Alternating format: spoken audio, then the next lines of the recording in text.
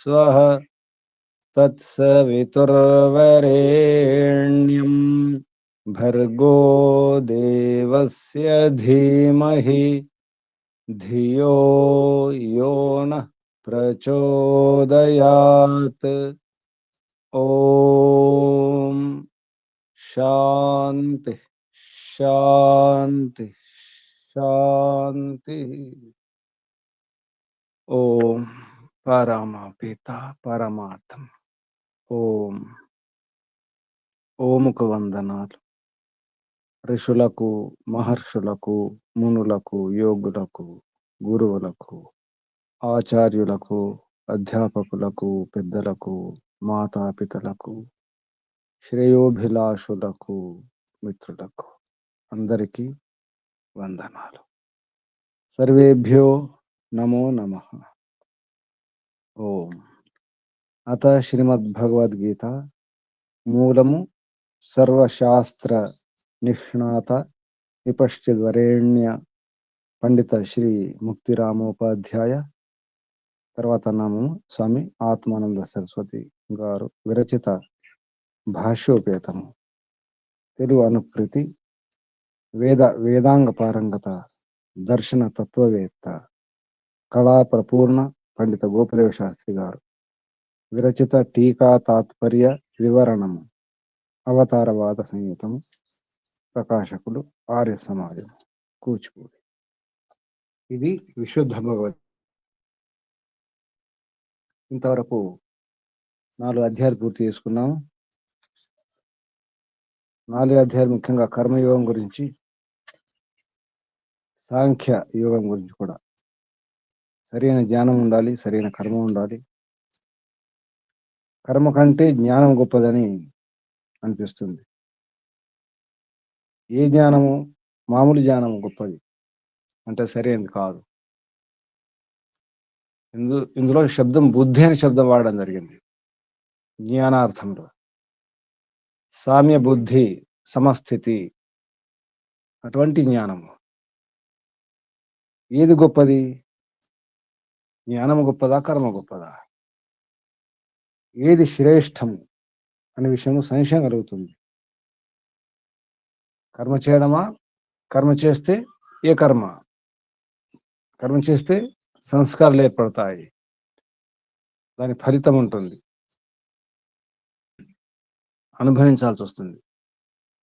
అటువంటప్పుడు కర్మ చేయడం తప్పు కదా. కర్మ అంటే సకామ కర్మ అనుకోవడం జరుగుతుంది. అర్జునునికి అర్థమైన విషయం సకామ కర్మ, మామూలు జ్ఞానం. మామూలు జ్ఞానం సకామ కర్మ. జ్ఞానం కంటే కర్మ నిమ్నం, కర్మ కంటే జ్ఞానమే గొప్పది, శ్రేష్టం అని అర్థమయ్యి సందేహం కలుగుతుంది. మనకు కూడా అనిపిస్తుంది అదే. కర్మ చేస్తే ఫలం ఉంటుంది, అయితే జ్ఞానం పెంచుకోవడం సరిపోతుంది కదా. సాంఖ్యము, సమ్యక్ జ్ఞానం, ఆ శబ్దంలోనే అర్థం ఉంది, కానీ ఊరికి మామూలు జ్ఞానం అనుకుంటాం. ఆ వస్తువు గురించి ఈ వస్తువు గురించి తెలిస్తే సరిపోతుంది. ఈనాటి చదువుల్లాగా చదువు కొనడం, చదువుకుంటారు. చదువుతున్నారు, చదువుకుంటున్నారా? బయట ఏం చేస్తున్నారు? చదువుకుంటున్నారా? అధ్యయనం చేస్తున్నారా? ఏ అధ్యయనం చేస్తున్నారు? ఎటువంటి అధ్యయనం చేస్తున్నారు? బయట చదువులు కాదు, అదే జ్ఞానం అనిపిస్తుంది. అర్జునుడు కలిగినటువంటి అర్థం, అవగాహన మామూలు జ్ఞానం.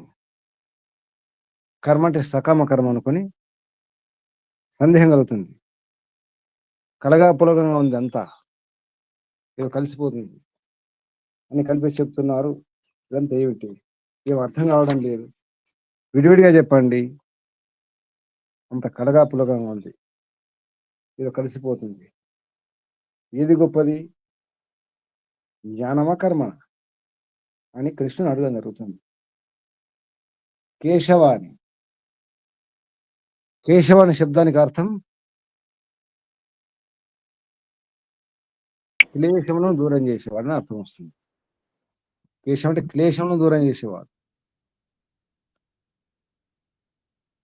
ధాత్వార్థంలో కూడా అదే అర్థం వస్తుంది. వ్యాకరణం ద్వారా కూడా క్లేశములను దూరం చేసేవాడు కేశవుడు.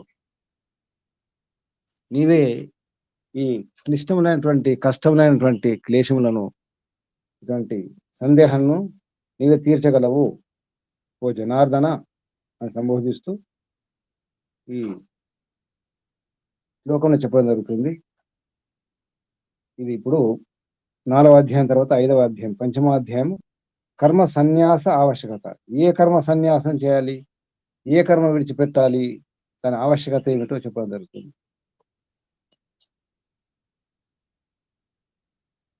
చదవండి ఎవరైనా. 5వ అధ్యాయం సారం సంగతి. తర్వాత శ్లోకం జాయసి చేత్ కర్మణస్తి మత బుద్ధిర్ జనార్దన తత్కిం కర్మణి ఘోరే మాం నియోజసి. కేశవ, నన్ను ఎందుకు ఈ ఘోరమైనటువంటి కర్మలో నియోగిస్తున్నావు, ఎందుకు నన్ను అందులో దింపుతున్నావు అని అర్థం. చదవండి ఎవరైనా. నమస్తే గురుజీ. సారమ సంగతి. 3వ అధ్యాయం 9వ శ్లోకం నందు కృష్ణుడు అర్జునులకు సామ్య బుద్ధి సకామ కర్మ కంటే శ్రేష్టమని నుడివి ఉండెను. కృష్ణుడు ఈ వచనం నందు అర్జునులకు ఒకంత ఆలోచింపనాశ్రయము లభించినట్లయ్యాను. కావున కృష్ణుడు కాదు, కృష్ణుని ఈ వచనం ఉన్నది. కృష్ణుని ఈ వచనం ఉన్నది. పరిగెత్తకండి, చూసుకుంటూ చదవండి. కావున అతడు భగవన్, నీవు కర్మ కంటే బుద్ధిని శ్రేష్టమని ఎంచదవేని నన్ను సంగ్రామ రూప ఘోర కర్మను విడిచి బుద్ధి నేల ఆశ్రయింపనీయవు అని కృష్ణుని ప్రశ్నించను. అట్లు కాదేనే నిశ్చయించి ఒకే విషయమును చెప్పుదువుగాక అని ప్రార్థించను. భగవానుడి ప్రశ్నకిట్లు సమాధానము చెప్పనారంభించను. అర్జున, సాంఖ్యుల జ్ఞానయోగము, యోగుల కర్మయోగమును ఇంతకు పూర్వమే నుడివి ఉంటుంది. జ్ఞాననిష్ట కర్మనిష్ట ఈ రెండింటి ఆధారమున కర్మ చేయవలసిందే కానీ అది త్యజింపరాదని ఇంతకు పూర్వమే నుడివి ఉన్నట్లు శ్రీకృష్ణుని సమాధానమునకు అభిప్రాయం. సామ్య బుద్ధిని ఆశ్రయించిన జ్ఞానికి కర్మ చేయక తప్పదు. కర్మ చేయక మనుషుడొక క్షణమును ఉండజాలడు. అతని మనోభావములు బలవంతముగా అతనిచే కర్మలను చేయించుచునే ఉండును. ఎవడైనా బాహ్యేంద్రియ కర్మలను కట్టిపెట్టినను మనస్సుతో అతడు ఆ కర్మలను ఆలోచించునే ఉండును. సదా కర్మలను మనస్సుతో కర్మలను ఆలోచించను. చదవలేదు గురుజీ. ఇట్లు సదా ఉండాలి అక్కడ. మన కర్మలను కట్టిపెట్టినను మనస్సుతో సదా ఇక్కడ లేదు. సరే, సదా ఉండాలి. ఇట్లు నటించుట మిథ్యాచారమగును. కర్మలు చేయక శరీర నిర్వాహము కూడా కాదు. కావున శరీరం ఉండగా కర్మల త్యాగము అసంభవం. అందువలనే మనస్సుతో జ్ఞానేంద్రియమును నిగ్రహించుచు ఆసక్తిని విడిచి కర్మేంద్రియములతో ఆశ్రమానుకూలమునకు కర్మలను ఆచరించుచు నడువుము. ఏమన్నారు? ఆశ్రమానుకూలము వాళ్ళవు. ఆశ్రమాలకు మనం ఏ ఆశ్రమంలో ఉన్నామో చూసుకోవాలి. ఏ ఆశ్రమం ఉన్నారు? బ్రహ్మచర్య ఆశ్రమమా, గృహస్థాశ్రమమా, వానప్రస్థమా, సన్యాసమా చూసుకోవాలి. చూసుకుని కర్మను ఆచరించుతూనే ఉండాలి. కర్మను ఆచరించుతూ నడవాలి, వ్యవహారం చేసేయాలి. కర్మేంద్రియములవుతాను అక్కడ. కర్మేంద్రియములతో. మరి జ్ఞానేంద్రియములు ఏం చేయాలి? కర్మేంద్రియములతో ఆశ్రమానుకూలంగా కర్మలను ఆచరించాలి. జ్ఞానేంద్రియములు ఏం చేయమన్నారు? వాటిని కూడా మనసుతో నిగ్రహించమన్నాడు. నిగ్రహించడం అంటే ఆపేయడం. నిగ్రహించడం అంటే ఆపడమా? నిరోధించడం అంటే తెలుగు నిరోధం కాదు, సంస్కృతం నిరోధం. నీ పూర్వక రుధిరావరణే ధాతు. అంటే నిష్ఠతో నియమాలతో నిరంతరము ఆవరణ అదుపులో ఉంచుకోవాలి. విగ్రహించ అంటే అదుపులో ఉంచుకోవడం. జ్ఞానేంద్రియమును చెప్పినట్టు చేసుకోవాలి. అది మనస్సుతో, అంటే మనసును పట్టుకోవాలి. ప్రత్యాహారం చేయాలని అర్థం. యమనియమాసన ప్రాణాయామ ప్రత్యాహారం. ప్రత్యాహారం అంటే మనసును వెనక్కి లాగి పట్టుకోవడం. ప్రతి ఆహారం అంటే వెనక్కి తీసుకోవడం. మనసు అటు ఇటు పోతుంటే సంధ్యా మంత్రాలు, మనస పరిక్రమ మంత్రాలు దాని కొరకే. కర్మేంద్రియాలతో తప్పకుండా ఆశ్రమానుకూల కర్మలు చేయాల్సిందే. రోజు పొద్దున్న లేచి నుంచి కర్మేంద్రియాల పని ఉంటుంది. చూడడం ఉంటుంది, వినడం ఉంటుంది, రుచి చూడడం ఉంటుంది, వాసన ఉంటుంది, స్పర్శ ఉంటుంది, కర్మేంద్రియాల పని, కాళ్ళ చేతుల పని ఉంటుంది, మలమూత్ర ఇంద్రియాల పని ఉంటుంది. అన్ని పనులు ఉంటాయి. కర్మేంద్రియాల పనులు ఉంటాయి. అన్ని పనులు ఉంటాయి. అంటే కర్మలకు సంబంధించిన పనులు. కర్మేంద్రియ అంటే కేవలము అంటే కళ్ళు మూసుకోవడం, చెవులు మూసుకోవడం కాదు. కర్మలకు సంబంధించిన చూడడం, వినడం అన్నీ ఉంటాయి. కర్మలు చేయడం. కానీ దాంతో జ్ఞానం పొందడం ఏతుందో అది అక్కడ జాగ్రత్త ఉండాలి. ఏ జ్ఞానాన్ని పొందాలి? సమాచారం పొందడం కాదు, పేపర్ చదవడం, టీవీ చూడడం కాదు, ఆ జ్ఞానం కాదు, నవలు చదవడం కాదు, చెత్త చెత్త పుస్తకాలు చదవడం కాదు, వారి గురించి వీరి నుంచి వినడం, ఆలోచించడం కాదు. ఆ విధంగా జ్ఞానేంద్రియములను నిగ్రహించాలి, నిరోధించుకోవాలి. ఆసక్తిని విడిచి కర్మేంద్రియములతో అన్నారు. ఆసక్తి ఉండకూడదు. అన్నీ అనుభవించండి, కానీ ఆసక్తి లేకుండా అనుభవించండి. అర్జునుడి ప్రశ్న అర్థమైంది ఎవరికైనా? అర్జున్ యొక్క ప్రశ్న ఏమిటి? నన్ను ఈ సంగ్రామ రూప ఘోర కర్మను విడిచి బుద్ధిని ఎలా ఆశ్రయింపనీయవు? ఎందుకంటే కర్మ కంటే బుద్ధి శ్రేష్టం అని చెప్పినాం కదా. కర్మ కంటే బుద్ధి అంటే జ్ఞానం గొప్పదన్నాం కదా. అంటే అర్జున్ యొక్క అర్థం ఏంటి? ఈ ప్రశ్నకు సారం, కర్మ అంటే సకామ కర్మ కంటే బుద్ధి అంటే మామూలు జ్ఞానము, సకామ కర్మ కంటే మామూలు జ్ఞానం శ్రేష్టమని ఎంచదవేని అని అనుకుంటే, నన్ను ఈ సంగ్రామ రూప ఘోర కర్మను విడిచి బుద్ధిని ఎలా అంటే జ్ఞానం పొందే చూసుకోకుండా అయిపోతుంది కదా. ఈ సంగ్రామం ఎందుకు? ఈ యుద్ధం ఎందుకు? ఈ గొడవలు ఎందుకు? మళ్ళీ వెనక్కి వెళ్ళడం జరుగుతుంది. ఇంత చెప్పినప్పుడు కూడా అర్జున్ యొక్క స్థితి ఏమైంది? మళ్ళీ వెనక్కి. రెండు నిష్టలు, ప్రపంచంలో రెండు నిష్టలు ఉంటాయి. తర్వాత శ్లోకం వస్తుంది, లోకేస్మిన్ ద్విధా నిష్ఠ పురా ప్రోక్త మయా అనఘ అని చెప్పేసి 3వ శ్లోకంలో వస్తుంది. ఈ లోకంలో అంటే ఈ శరీరంలో, ఈ జన్మలో అని అర్థం. ఏ జన్మలో? మానవ జన్మలో. మానవ దేహం ఉన్నప్పుడు రెండు నిష్ఠలు ఉంటాయి. నిస్థ విడదీస్తే స్థ అవుతుంది. నిష్ఠ నియమాలతో స్థితి, నియమాలతో ఉన్నటువంటి స్థితి నిష్ఠ అంటే.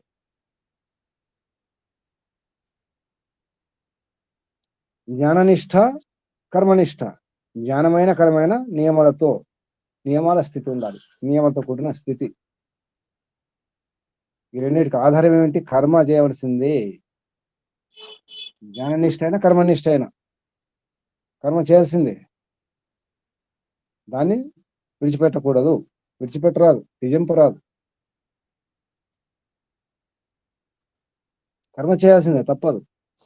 కర్మ చేయకుండా ఉండగలుగుతామా? బాహ్యేంద్రియాలు కర్మలు ఉన్నాయి కదా.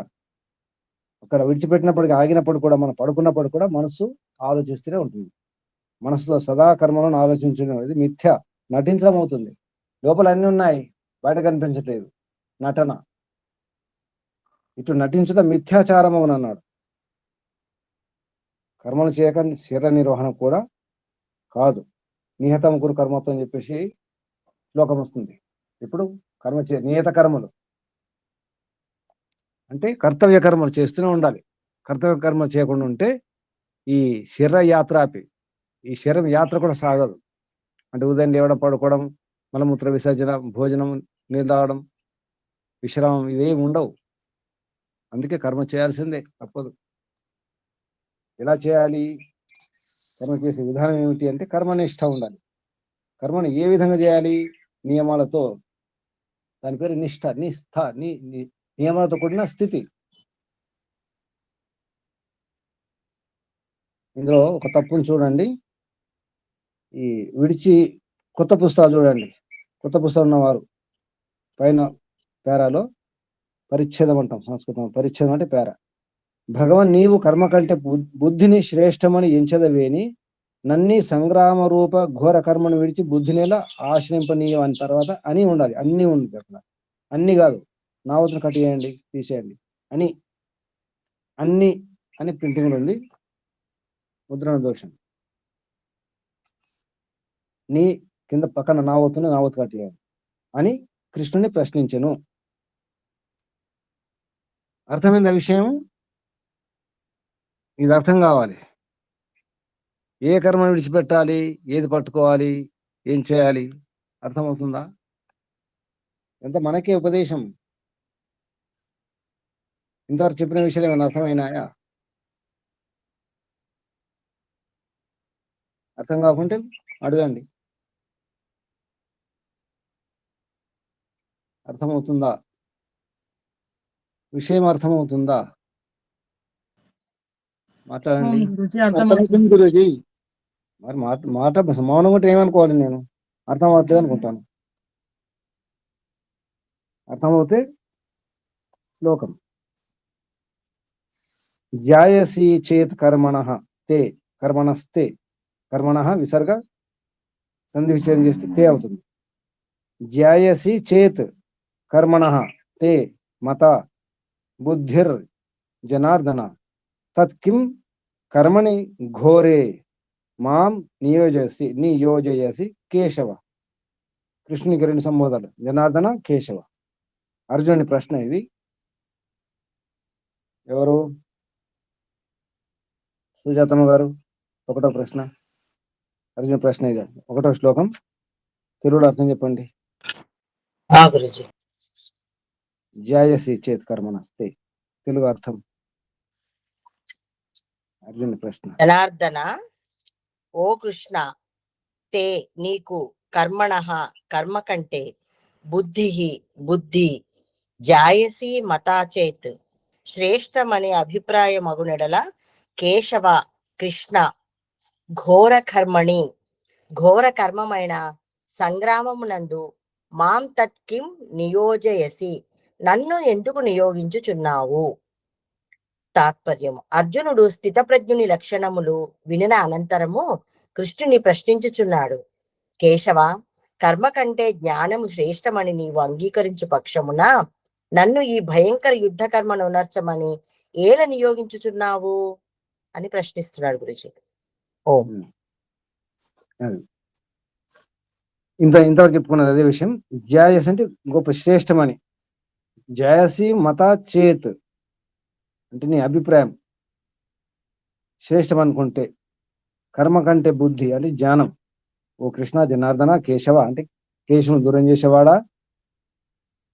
ఏ కృష్ణ, తే నీకు కర్మ కంటే బుద్ధి జ్ఞానం ధ్యాయసి మతాచేత్ నీ మతం, నీ అభిప్రాయం అయితే, ఏ కేశవ ఘోరే కర్మని, ఈ ఘోర కర్మ సంగ్రామం యుద్ధం, ఘోరమైన ఈ కర్మలో మాం నన్ను తత్కిం నియోజయసి ఎందుకు నన్ను నియోగిస్తున్నావు, ఎందుకు నన్ను ఉంచుతున్నావు, ఎందుకు ఇక్కడ ఉంచుతున్నావు, ఎందుకు యుద్ధం చేయమంటున్నావు? జ్ఞానం గొప్పది కదా, మరి కర్మ ఎందుకు అని ప్రశ్న. తర్వాత రెండవ శ్లోకం.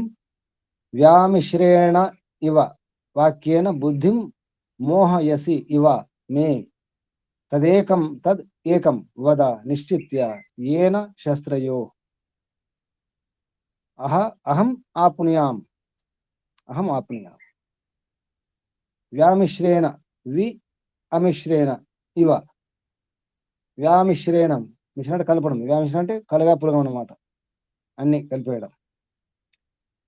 వ్యామిశ్రేణ ఇవ వాక్యేన బుద్ధిం మోహయసి ఇవ మే తద్ ఏకం వద నిశ్చితి, ఏదో ఒకటి చెప్పండి అన్నేందుకు, ఒక నిర్ణయం చేసి చెప్పండి అంటున్నారు. ఏన శస్త్రయో, ఏన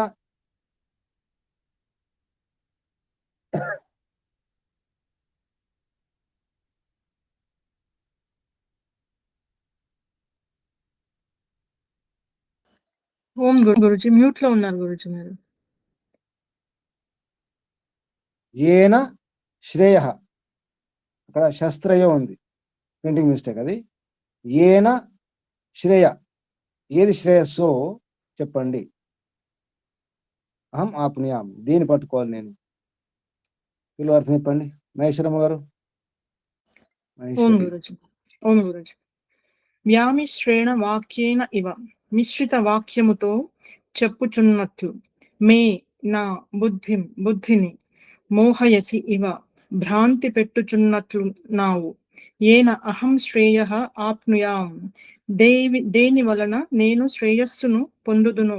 తత్ ఏకం నిశ్చిత్య వద, ఆ ఒకటి నిశ్చయించి చెప్పుము. తాత్పర్యము: కలగలుపు మాటలతో కృష్ణ నన్ను భ్రమింపజేయుచున్నట్లున్నావు. నేను నీ మాటలను విని ఏమి చేయుట యుక్తమో స్వయముగా నిశ్చయింపజాలకున్నాను.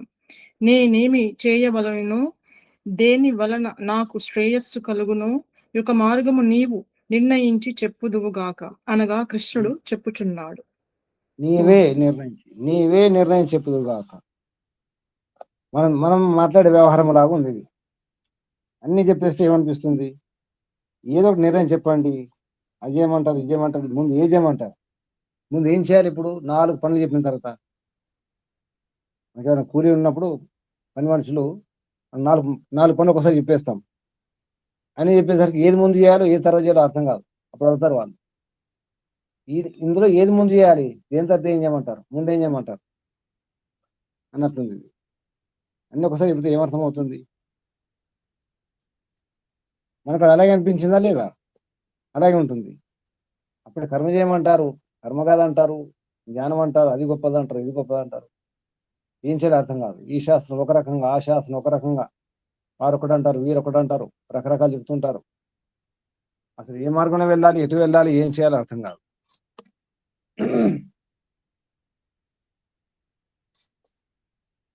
ఈ స్థితి మన స్థితే. అప్పుడు కృష్ణుల వారు ఏమంటున్నారు? లోకే అస్మిన్, లోకే ఇక్కడ అవగరిచినం ఉండాలి. తెలుగులో 2 లాగా, అంటే లేదా తావుత్ లాగా రాసుకోండి, లేదా ఇంగ్లీష్ ఎస్ లాగా రాసుకోండి పెద్దగా. లోకే అస్మిన్ అంటే ఈ లోకంలో, అస్మిన్ లోకే అని అర్థం. అంటే ఈ లోకం అంటే ఈ జన్మలో, ఈ శరీరంలో ఉన్నప్పుడు. వివిధ నిష్ఠ పురా ప్రోక్త, ప్రోక్త శ్రోక్త ఉంది తెలుగు ఈ కొత్త పుస్తకంలో. శ్రోక్త కాదు, ప్రోక్త. దిద్దుకోండి. లోకేస్మిన్ ద్వివిధ నిష్ఠ పురా ప్రోక్త మయా అనఘ. అనఘ అంటే పాపం చేయనుడు, పాపరహితుడు. అర్జునుని యొక్క సంబోధన. జ్ఞానయోగేన సాంఖ్యానాం, కర్మయోగేన యోగినాం.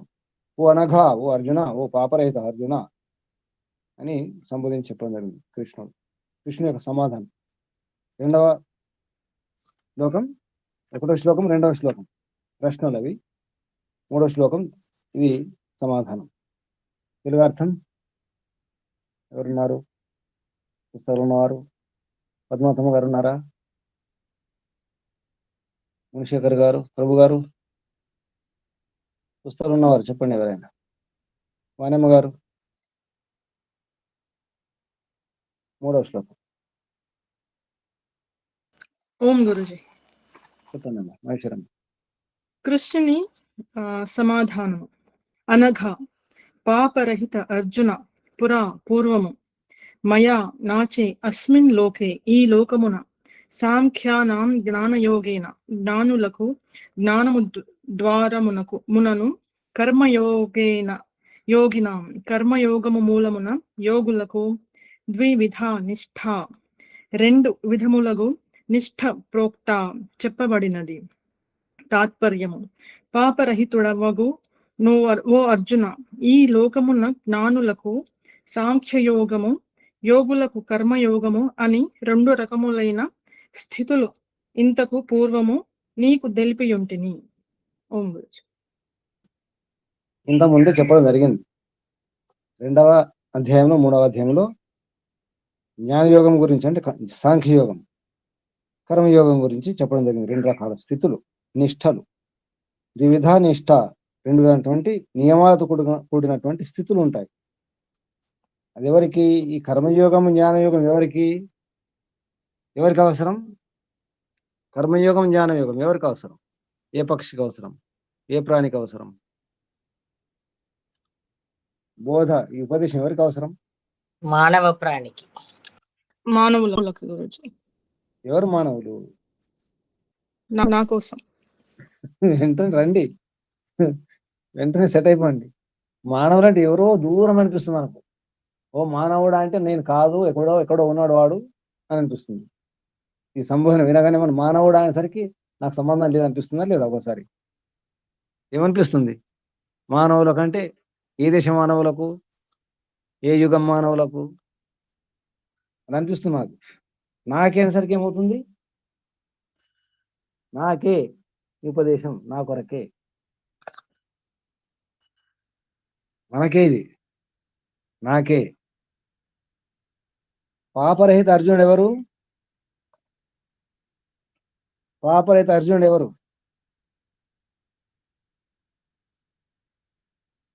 చెప్పండి. పాపరహిత అర్జునుడు ఎవరు? అనఘ అని సంబోధించింది గురుజీ. అనఘ. అఘ అంటే పాపం, అనఘ అంటే పాపం లేని అనఘ అంటే పాపరహితుడు. ఆ అర్జునుడు ఎవరు?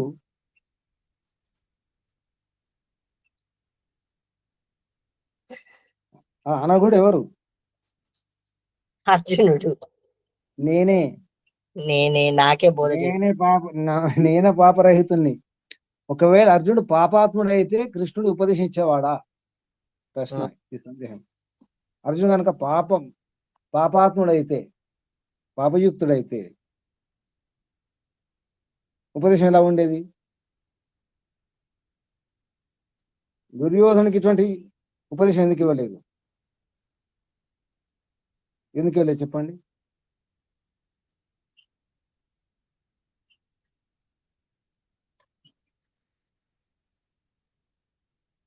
ఆలోచిస్తారు. ఇంత ఆలోచించిన అవసరం లేదు. దుర్యోధనునికి ఎందుకు ఉపదేశం ఇవ్వలేదు పిపి నాన్నగారు? దుర్యోధనుడు పాపాత్ముడు కాబట్టి, అధర్మం చేస్తుండు కాబట్టి ఆయనకి ఉపదేశం ఇవ్వలేదు. దుర్యోధన ముందు చెప్పాడు కదా, నాకు అంతా తెలుసు, ఆయన నేను ఇదే పాటిస్తాను, నా ఇష్టం. అహంకారం ధర్మం తెలుసు, నాకు అధర్మం తెలుసు, కానీ నేను ఈ అధర్మం విడిచిపెట్టను అంతే. ఇంకేం ఉపదేశం అవసరం లేదు కదా. మరి అర్జునుడికి ఎందుకు అంటే, అర్జునుడు అనఘుడు, పాపరహితుడు కదా. అందుకే ఇక్కడ మనం పాపం కోరుకునే వారికి మనం ఉపదేశించలేము. నేను తాగుతాను, నా ఇష్టం అంటే ఇంకేం చెప్తారు మీరు? నా ఇష్టం, మద్య మాంసాలు సేవిస్తాను, నా ఇష్టం, దొంగతనం చేస్తాను, ద్రోహం చేస్తాను. వినకపోతే ఏం చేస్తారు? అధికారం ఉంటే జైల్లో పెడతాం, శిక్షిస్తాం. అధికారం లేనప్పుడు ఏం చేస్తాం? అనధికార చేష్ట అవుతుంది. అధికారం లేనప్పుడు ఊరుకోవాల్సి వస్తుంది కదా. సామాన్య ఉపదేశాలు ఎవరికి ఇస్తారు? గమనించండి. వినడానికి సిద్ధంగా ఉన్న వారికి ఇస్తారా? వినేవారికి ఇస్తారు సార్. వినేవారికి ఇస్తాం గురుజీ. అదే కదా. చెప్పేవానికి వినేవాడు లోకువ. సామెత ఏంటది? చెప్పేవానికి వినేవాడు లోకువ. అంతే. ఎవరైతే వింటారో వారికి చెప్తాం, కానీ వినని వారికి ఏం చెప్పాం. అర్జునుడు వింటాడు. అర్జునుడు ఏమన్నా నీ శిష్యుణ్ణి, తవ శిష్య అని చెప్పిన, నేను నీ శిష్యుణ్ణి, నీ మిత్రుణ్ణి, చెప్పినట్టు వింటాను అని ఒప్పుకున్నాడు కదా. మీరే ఇక నాకేం అర్థం కావట్లేదు, నాకేం తోచట్లేదు అని చెప్పేసి మళ్ళీ నేను యుద్ధం చేయను అంటాడు. మొదటి అధ్యాయంలో చూడండి, మీరు చెప్పినట్టు చేస్తానన్న తర్వాత నేను యుద్ధం చేయను అంటాడు. మన సొంత నిర్ణయమే. 1వ అధ్యాయంలో చూసుకుంటే ఆ శ్లోకం వస్తుంది, గమనించండి ఎక్కడ దొరుకుతుంది అది. చెప్పినట్టు వింటాను అంటాడు. తర్వాత మళ్ళీ నాకేం అర్థం కావట్లేదు, మీరు చెప్పినట్టు వింటాను చెప్పి మళ్ళీ నేను యుద్ధం చేయను. ఇటువంటి అంటే అర్జునుడు సమర్పణ చేసుకున్నాడు, సమర్పితమైపోయాడు. కృష్ణుడే నా గురువు అని అందుకే చెప్పాల్సి వచ్చింది. అందుకే ఉపదేశం. అందుకే అనగుడు కాబట్టి, పాపరహితుడు కాబట్టి ఉపదేశాలు ఇవ్వడం జరుగుతుంది. జ్ఞానయోగన సాంఖ్యానాం కర్మయోగేన యోగినాం. కర్మయోగేన యోగినాం, మరి సాంఖ్యయోగులు యోగులు కాదా? కర్మయోగుల యోగులే. కర్మయోగేన యోగినాం, జ్ఞానయోగేన, జ్ఞానయోగం ద్వారా సాంఖ్యానాం. గమనించండి, జ్ఞానయోగం ద్వారా సాంఖ్యానం సాంఖ్యులకు, కర్మయోగం ద్వారా యోగులకు. అంటే ఏంటి? అంటే సాంఖ్యయోగం కర్మయోగం వేరు వేరా?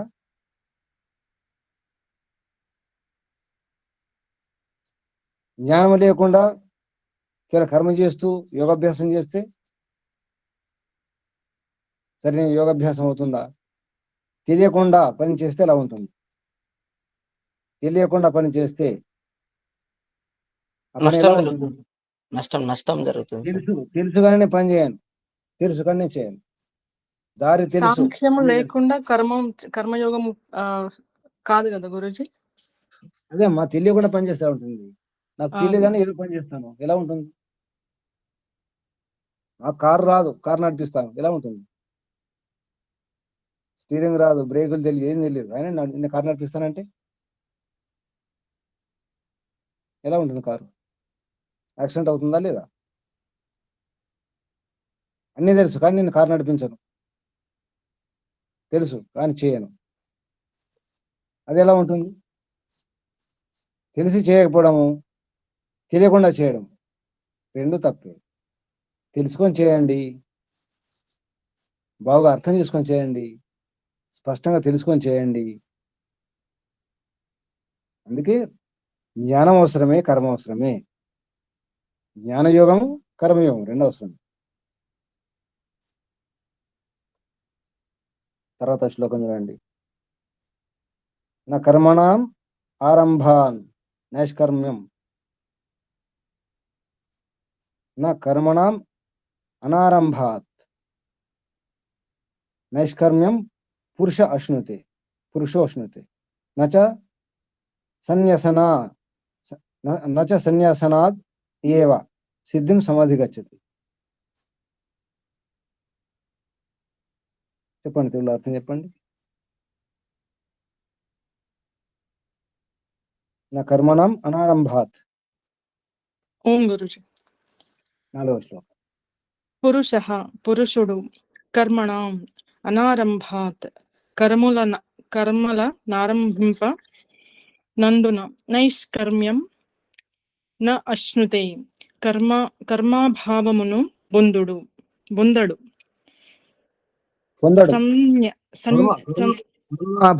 కర్మ అభావమును పొందడు. కర్మాభావమును పొందడు. కర్మ చేయకుండా నైష్కర్మ్యం కర్మ్యం అంటే కర్మ చేయకుండా ఉండడము. నైష్కర్మ్యం నా అశ్నుతే, కర్మ అభావమును అంటే కర్మ చేయకుండా ఉండడాన్ని పొందడు. సన్యసనాదేవ కర్మల త్యాగము వలననే సిద్ధిని నా సమధిగచ్చతి, పొందనేరడు. తాత్పర్యము: కాని వాస్తవమున మనుజుడు కర్తవ్య కర్మల నారంభింప నంత మాత్రమున నిష్కర్మి కర్మ సన్యాసి కాజాలడు, మరియు కర్మల చేయక వానిని విడిచినంత మాత్రమున సిద్ధుడును కాడు. కర్మ చేయకుండా ఉంటే సిద్ధుడు అంటే అందులో పర్ఫెక్షన్ రాదు, నిపుణుడు కాజాలడు. ఏది అభ్యాసం చేయడు, దేని ప్రాక్టీస్ చేయకుండా ఉంటాడు. ప్రాక్టీస్ చేయకపోతే మన రైటింగ్ కూడా రాదు, అక్షరం కూడా రాయలేము. ఎంతో దిద్ది అభ్యాసం చేసి అక్షరాలు రాస్తాం మనం. కర్మ చేయకుండా ఉంటే అందులో సిద్ధి కాదు, నైపుణ్యం రాదు, అందులో నేర్పడితనం ఉండదు, ఏమి నేర్చుకోలేము. అని చేస్తుండాలి. కర్మ చేయడం అంటే ఆచరించాలి, అభ్యాసం చేయాలి, సాధన చేయడం కర్మలు చేయడం అంటే. కర్మను అసలు ప్రారంభించడం లేదు, కర్మ ప్రారంభించడం లేదు. ఇప్పుడు ఏమవుతాడు? కర్మ ప్రారంభించని వాడు ఏమవుతాడు? సిద్ధి పొందలేడు స్వామి. కాదు, అసలు నీ పనే ప్రారంభించలేదు. ఇక్కడ కొంత చేసి కొంత చేయకుండా అది వేరే విషయం. అసలు స్టార్ట్ చేయలేదు. నేనేమంటున్నాను? నేను విడిచిపెట్టేసిన అంటున్నాను. నేను వస్తువుని పట్టుకునే లేదు, పట్టుకోకముందు ఎలా విడిచిపెడతాను? విడిచిపెట్టడం అంటే అర్థం ఏంటి? ఉన్నదాన్ని విడిచిపెట్టడం, త్యాగం చేయడం, వదులుకోవడం. అసలు నేను పట్టుకొని లేదు కదా, ఉంచుకొని లేదు, తీసుకొని లేదు. తీసుకోకుండా ఉంచుకోకుండా ఎలా విడిచిపెడతాం? కర్మ చేయకుండా కర్మ సన్యాసం, కర్మ సన్యాసిని, కర్మ వదిలిపెట్టినానంటే ఎలా అవుతుంది? కాదు స్వామి. అర్థమవుతుందా? అసలు మీరు అర్థమైంది. యోగాభ్యాసం ప్రారంభించలేదు. మీరు దాని కర్మ యోగాభ్యాసం చేయడం సన్యాసం అని మానుకున్నారు. మీరు తాగడం నేర్చుకోలేదు, బీడీలు తాగడం, సీరు తాగడం నేర్చుకోలేదు. విడిచిపెట్టేసిన అంటే ఎలా ఉంటుంది? దాని అర్థం ఏమొస్తుంది? విడిచిపెట్టేసినాను, త్రాగడం విడిచిపెట్టేసినాను, పొగ త్రాగడం, సారా తాగడం, దొంగతనం చేయడం విడిచిపెట్టేసినాను అంటే అర్థం ఏమొస్తుంది? ఏమొస్తుంది? విడిచిపెట్టినాను అంటే అర్థం ఏమొస్తుంది? ముందు పట్టుకున్నారా? దొంగతనం చేశారా? బీడీ సిగరెట్ తాగారా? సారా తాగారా? దాని అర్థం ఏమొస్తుంది విడిచిపెట్టానంటే? అంటే ఇంత ముందుకు చేసి విడిచిపెట్టడం, దాన్ని విడిచిపెట్టడం అంటారు గురుజీ. మనం పట్టుకుంటే కదా విడిచిపెట్టేది. అసలు పట్టుకునే లేదు, పట్టుకోకుండా విడిచిపెట్టానంటే ఎలా ఉంటుంది? అర్థమవుతుందా? అర్థమైంది. కర్మ చేయకుండానే నేను కర్మ సన్యాసిని అంటే ముందు కర్మ చేస్తే కదా, నువ్వు కర్మ పట్టుకుంటే కదా. ఏ కర్మ చేసినావని విడిచిపెట్టడం కదా. ఆ విషయం చెప్తాను ఇక్కడ. నచ సన్యాసనాత్ ఏవా సిద్ధిం సమాధి గచ్చతి. నైష్కర్మ్యం అన్నా చూడండి, అది నా కర్మణం అనారంభాత్, కర్మ ప్రారంభించనే లేదు, ఆరంభమే కాలేదు. అనారంభాత్, అనారంభం వలన, అనారంభాత్ ఆరంభమే చేయలేదు. దానివల్ల ఏమవుతుంది? నైష్కర్యం అవుతుందా? నా నా నా కర్మణం అనారంభాత్, నైష్కర్మ్యం అంటే నిష్కర్మత, అంటే కర్మం లేకుండా ఉండడం. నా పొందడు, కర్మణం అనారంభాత్ నైష్కర్మ్యం నా అశ్నుతే, పొందలేడు. కర్మ ప్రారంభిస్తే కదా. నేను ఆపేశానంటే ఎప్పుడు ఆపుతాం? ప్రారంభించావా ఆపడానికి? ఓం స్వామి. వాళ్ళు ఏమంటారంటే మేము అనేక జన్మల్లో ఇలా కర్మలు చేసే ఇప్పుడు ఈ స్టేజిలో ఉన్నామని చెప్తున్నారు స్వామి. అవును, దాని అర్థం ఏంటి? కర్మ ప్రారంభించారా లేదా అనేక జన్మల్లో? అది అయిపోయింది, ఇప్పుడు అందుకే విడిచిపెట్టి ఉన్నాము ఇప్పుడు అంటున్నారు స్వామి. ఇప్పుడప్పుడు కాదు, ఎప్పుడైనా చేశారా లేదా? విడిచిపెట్టిన అర్థం ఏంటి? విడిచిపెట్టాలంటే ఇద్దరు ఉంటే కదా విడిచిపెట్టడానికి. ఇద్దరు లేనే లేదు, ఎలా విడిచిపెడతావు? ఇప్పుడు మీ దగ్గర వజ్రం ఉందా? ఇప్పుడు వజ్రం లేదు, నేను వజ్రం విడిచిపెట్టానంటే ఎలా ఉంటుంది? అర్థం ఉందా దానికి? లేదు, అర్థం నేను లేదు. వజ్రాన్ని విడిచిపెట్టినానంటే ఉందా? అసలు వజ్రం ఉందా? అడుగుతారు. విడిచిపెట్టాను, ఇప్పుడు విడిచిపెట్టావు, నిన్న విడిచిపెట్టావు, ఈ రోజు విడిచిపెట్టావు. ఆ వజ్రం ఎన్ని రోజులు ఉంది మీకు ఎప్పుడు వచ్చింది? ఎవరిచ్చారు? ఎలా సంపాదించావు? వజ్రం సంపాదించావా? అసలు నీ దగ్గర ఉందా? ఉంటే కదా విడిచిపెట్టడం. ఏ జన్మ కాదు, ఏ జన్మ అని పర్లేదు, సంపాదించావా లేదా? అసలు కర్మ ప్రారంభించలేదు, నైష్కర్మ్యం ఎలా అవుతుంది? నిష్కర్మత ఎలా అవుతుంది? అంటే సన్యాసనాథ్, సన్యాసం చేస్తే అంటే న్యసనం అంటే విడిచిపెట్టడం, మంచిగా మంచిగా, న్యస్తం విడిచిపెట్టడం. సన్యాసం యొక్క అర్థం కూడా అదే, సరిగా విడిచిపెట్టడం. కామక్రోధ లోభాలు కాకుండా విత్తేషణ పుత్రేషణ లోకేషణ ఏషణత్రయం, అది లేకుండా ఉండాలి సన్యాసికి. సన్యాసనాత్, దానివల్ల ఏమవుతుంది? సన్యాసనాత్ ఏవా సిద్ధిం అధిగచ్చతి, సిద్ధి లభిస్తుంది. అధిక, మంచిగా, అది కూడా అధిగచ్చతి, పూర్తిగా లభిస్తుంది. కానీ నా అన్నాడు ఇక్కడ, లభించదని. సన్యాసం చేస్తే, కర్మ విడిచిపెడితే సిద్ధి అంటే నైపుణ్యం రాదు, పర్ఫెక్షన్ కాదు. అభ్యాసం చేస్తే కదా. అందుకే కర్మ చేయాల్సిందే ఎవరైనా, తప్పదు. తర్వాత శ్లోకం, 5వ శ్లోకం చూద్దాం. నహి కశ్చిత్ క్షణమపి జాతు తిష్టతి అకర్మకృత్ కార్యతే హి అవశః కర్మ సర్వ ప్రకృతి జై గుణై. ప్రకృతి జై, ప్రకృతి జ అంటే ప్రకృతి వలన పుట్టినటువంటి, ప్రకృతి జై గుణై, ప్రకృతి జైర్గుణై. నహి కశ్చిత్ క్షణమపి జాతు, ఒక క్షణం కూడా, అకర్మకృత్ కర్మ చేయకుండా నా తిష్టతి ఉండడం సాధ్యం కానే కాదు. శ్వాస తీసుకుంటున్నామా, గుండె కొట్టుకుంటుందా, రక్త ప్రసరణ అవుతుందా, మాట్లాడుతున్నామా, ఆలోచిస్తున్నామా, కాలు చేతులు కదులుతున్నాయా, ఏదో చేస్తున్నామా? తప్పకుండా చేస్తాం. కొన్ని ఉంటాయి, తప్పకుండా చేయాల్సినవి ఉంటాయి. నహి కశ్చిత్ క్షణమపి జాతు తిష్టతి అకర్మకృత్ కార్య తే హి అవశ కర్మ సర్వ ప్రకృతి జై గుణై. అర్థం చెప్పండి సుజాతమ్మ గారు లేదా వాణమ్మ గారు, విపినారాయణ గారు, మునిశేఖర్ గారు. ఓం స్వామి, నా దగ్గర పుస్తకం లేదు స్వామి, నేను ఇంటి దగ్గర నేను ఉన్నాను. చెప్తాను విపినారాయణ గురుజీ. గారు, విపినారాయణ గారు 5వ శ్లోకం. నహి కశ్చిత్ క్షణమపి. ఈ కారణమేమన కచ్చిత్ ఎవడును క్షణమపి ఒక క్షణము కూడా అకర్మకృత్ కర్మ చేయక నతిష్టతి ఉండడు. సర్వ అందరూ ప్రకృతిజై గుణై స్వాభావిక గుణముల మూలమున అవశ వివశులై కర్మ కార్యతే కర్మలు చేయుదురు.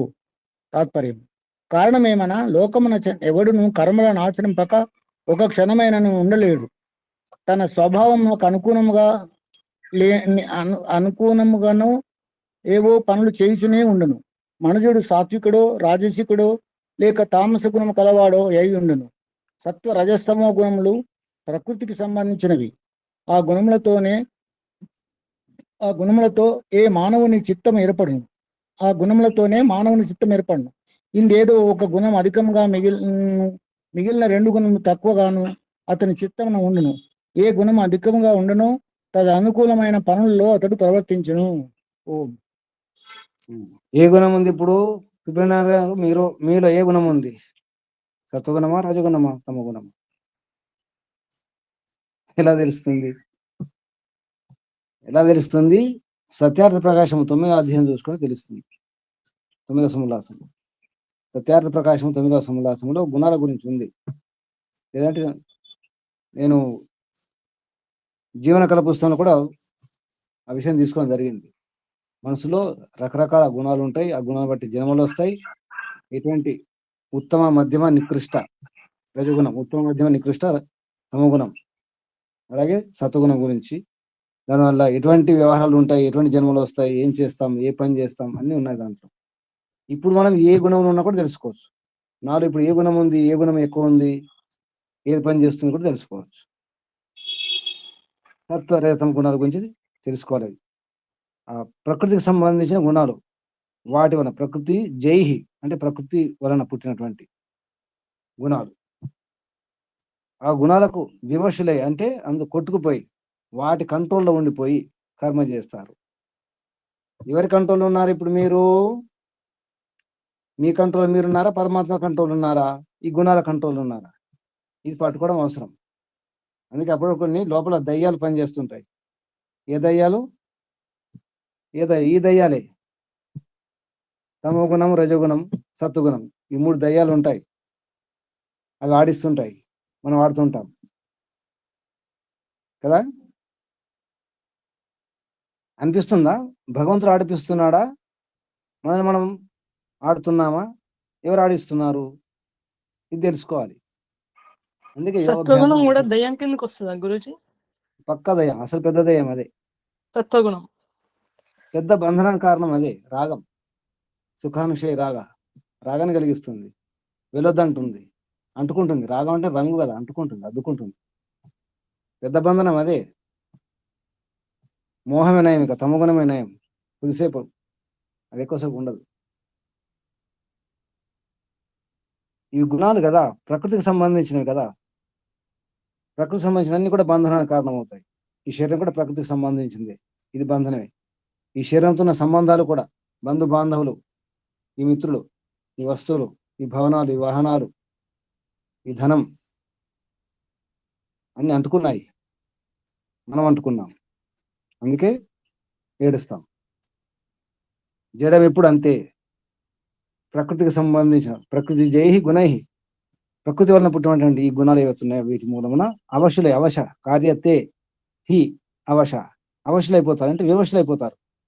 వాటి వశం అంటే మన కంట్రోల్లో మనం ఉండం, వాటి కంట్రోల్లోకి వెళ్ళిపోతాం. వివశులై కర్మ కార్యతే, కర్మను చేస్తారు, కర్మను చేయుదురు. నహి కశ్చిత్ క్షణమపి, ఎందుకు అలా కర్మ చేయకుండా కర్మ చేయకుండా ఎందుకు ఉండలేము అంటే కర్మ చేస్తూనే ఉంటాం తప్పకుండా. క్షణమపి, ఒక క్షణం కూడా ఉండలేము, ఒక్క క్షణం కూడా. జాతు అంటే ఎప్పుడు కూడా, అక్కడ క్షణం జాతో తిష్ట, జాతు అంటే ఎప్పుడు కూడా కర్మ చేయకుండా. అకర్మకృత్, కర్మ చేయక, నా తిష్టతి, ఉండలేము కూడా. మరి ఎవరికి వశంలో ఈ కర్మలు చేస్తున్నాం అంటే ఈ దయ్యాల వశంలో. 3 దయ్యాలు బాగా గుర్తుంచుకోండి. ఆ 3 దయ్యాలు మళ్ళీ 3 స్థితులు ఉంటాయి. ఉత్తమ, మధ్యమ, నికృష్ట. దాన్ని అధమ కూడా అంటారు. తమగుణం అంటే అధమ స్థితి ఉంటుంది, మధ్యమ స్థితి ఉంటుంది, ఉత్తమ స్థితి ఉంటుంది. సత్యార్థ ప్రకాశం 9వ సముదాసంలో ఈ స్థితుల గురించి ఉంది. ఆ విషయం మనుస్మృతిలో ఉంది. మనసులో ఎటువంటి ఆలోచన కలుగుతాయి. మనుస్మృతిలో 10వ అధ్యాయం కావచ్చు, 10 లేదా 11వ అధ్యాయంలో ఉంటుంది మనుస్మృతిలో. చూడండి, ఆ విషయాన్ని మహర్షి దయానంద సరస్వతి గారు సత్యార్థ ప్రకాశంలో 9వ సముదాసంలో పెట్టడం జరిగింది. ఏ జన్మలు వస్తాయి కూడా, ఈ గుణాల ప్రభావంతో ఏ జన్మలు వస్తాయి. పాము ఉందనుకోండి, దానికి ఏ గుణం కారణము? తాబేలు కానీ, చేపలు కానీ అని రాశారు. నటులు ఉంటారు, కవులు ఉంటారు, సంగీతం, వాళ్ళకి ఏ గుణం పనిచేస్తుంది? ఎటువంటి వారు నటులు అవుతారు, విద్వాంసులు అవుతారు, యోగులు అవుతారు, అన్నీ ఉన్నాయి దాంట్లో. సో తీసి చూడండి, జీవనకళ పుస్తకం ఉన్న వారు కూడా చూసుకుని దాంట్లో ఉంది. ఏమైనా సందేహాలు వస్తున్నాయా దీంట్లో? మీరు సాత్వికుల, రాజసికుల, తామసికుల పట్టుకోండి, మీ స్వభావం ఏమిటో. మిమ్మల్ని వెనక నుండి ఏ దయ్యం నడిపిస్తుంది? అర్థమవుతుందా? దానికి ఏం చేయాలి? పరిష్కారం అడగండి. మరి పరిష్కారం అడగరు, అడగండి పరిష్కారం. స్వామి, కృష్ణుని ఈ అడగండి, దయాలకు లోబడకుండా ఉండాలంటే ఏం చేయాలి స్వామి? కృష్ణుని అడగండి. కృష్ణుని అడగండి, చెబుతాడు. ఏమి లేదు, ఆహారం మార్చుకోవడమే. మీలో రాజసిక గుణం ఉందనుకోండి, ఆ రాజసిక ఆహారం తీసుకోకండి. పచ్చళ్ళు, మసాలాలు ఇటువంటి తీసుకోకండి. తమగుణం ఎక్కువ ఉందనుకోండి, అటువంటి వారు పాచిపోయినవి, పాత పిండి వంటలు అటువంటి తీసుకోకండి. నిలువ ఉన్న వస్తువు తీసుకోకండి. పిజ్జాలు, బర్గర్లు మానుకోండి. ఎక్కువ కఫ శరీరం ఉందనుకోండి, అప్పుడు కఫని పెంచే పదార్థాలు తీసుకోవద్దు. మన శరీరం కూడా రకాలు ఉన్నాయి కదా, వాతపిత్త కఫాలు. వాతపిత్త కఫాలు అంటే మళ్ళీ దానికి సంబంధమే. సత్వగుణం, రజగుణం, తమగుణం మళ్ళీ అంటే పంచమహాభూతాల లింక్ అనమాట. ఆకాశం, వాయు, వాతం రాసుకోండి. ఆకాశం, వాయు కలిస్తే పంచమహాభూతాలకు సంబంధంలో ఆకాశం, వాయు కలిస్తే వాతము, వాత శరీరం. అగ్ని కలిస్తే పిత్త శరీరం. నీరు, భూమి కలిస్తే కఫ శరీరం. నీరు చల్లగా ఉంటుంది, కూల్. భూమి బరువు ఉంటుంది, అందుకే కఫం శరీరం వాళ్ళు లావు ఉంటారు. ఈ కఫం ఎక్కువ వస్తుంది, జలుబు అవుతుంది. అది నీటి యొక్క, భూమి యొక్క గుణం. పిత్త శరీరం అగ్ని యొక్క గుణం. పైత్యం పెరుగుతుంది, వేడి ఉంటారు, శరీరం వేడి ఉంటుంది, ధైర్యంగా ఉంటారు, సాహసం ఉంటుంది. ఈ లక్షణాలు ఆయుర్వేదంలో ఉన్నాయి. వాతపిత్త కఫ శరీరాల యొక్క లక్షణాలు ఏముంటాయి, వాటిని ఎలా తొలగించుకోవాలి, ఏ ఉపాయాలు ఏం చేయాలి కూడా ఉంది. ఆహారం, ఎటువంటి ఆహారం తీసుకోవాలి, జీవనకాలం అంటే చూసుకోండి. దాంట్లో ఆరంభంలో ఉంది శరీరతత్వ, శరీర రకాలు, ఏ శరీరం మంచిదో కూడా చెప్పడం జరిగింది. ఉపాయాలు ఉన్నాయి, పరిష్కారాలు ఉన్నాయి, భయపడకండి. ఇది బాగా పట్టుకోండి. మనల్ని ఒకసారి భగవంతుడు ఎలా చేస్తున్నాడు అనిపిస్తుంది. భగవంతుడు ఏం చేయట్లేదు, మనమే చేస్తున్నాం. మనకు స్వతంత్రం ఉంది కర్మ చేయడంలో, కానీ వెనుక నుంచి దయ్యాలు నడిపిస్తాయి, దయ్యాలు కంట్రోల్ చేస్తున్నాయి. ఆ దయ్యాలను పట్టుకోండి, ఆ దయ్యాల యొక్క స్థాయిని కూడా పట్టుకోండి. స్వామి, దయాలకు జ్ఞానం లేదు కదా స్వామి? మనం దాని కంట్రోల్ వెళ్ళిపోతాం. కొందరు టీచర్లు ఉంటారు కదా, స్వామి. టీచర్లు తెలుసు కదా. టీచర్లు అంటే తెలుసా? విన్నారా ఇప్పుడు పేరు టీచర్లు? విన్నారా టీచర్ అంటే? ఉపాధ్యాయులు స్వామి. టీచరా టీ తాగితే చాలు, టీ పైన చెరించేవారు. ఛాయ్ తాగేటోళ్ళ గురించి ఎక్కువ చాయ్ తాగేటోళ్ళు, ఎక్కువ టీ తాగేటోళ్ళు టీచరులు. కొందరు ఉంటారు టీచర్లు, అంటే టీ నడిపిస్తారు వారిని. చూడండి, కొందరికి సిగరెట్ చెరలు ఉంటారు, సిగరెట్ చెర, బీడి చెర, సారా చెర. ఆ బీడీలు తాగితేనే బుద్ధి పని చేస్తుంది. కొందరికి గుట్కా చెరలు ఉంటారు, ఆ గుట్కాలు తింటేనే. కొందరు పొగాకు చెరలు ఉంటారు, పొగాకు తింటేనే బుద్ధి పని చేస్తుంది. అది నిజమేనా స్వామి? ఊరికే చెప్పింటారని అనుకుంటున్నా స్వామి. అలవాటు, వ్యసనం. అలవాటు అయినప్పటికీ కూడా వాళ్ళ బుద్ధి పని చేయడం, అది తాగితే పని చేస్తుంది అనడం అనేది నిజం ఉండదేమో స్వామి. ఉంది, మానసికంగా ఉంటుంది. సారా తాగితే, ఇప్పుడు సారా అయినప్పుడు మైకం వస్తుందా లేదా? వస్తుంది. మైకం ఏం మాట్లాడతారు? చిన్న మీద పని చేయదు, ఏం మాట్లాడుతుందో తెలియదు స్వామి వాళ్ళకి. ఏం మాట్లాడుతుందో తెలియదు, తెలియదు.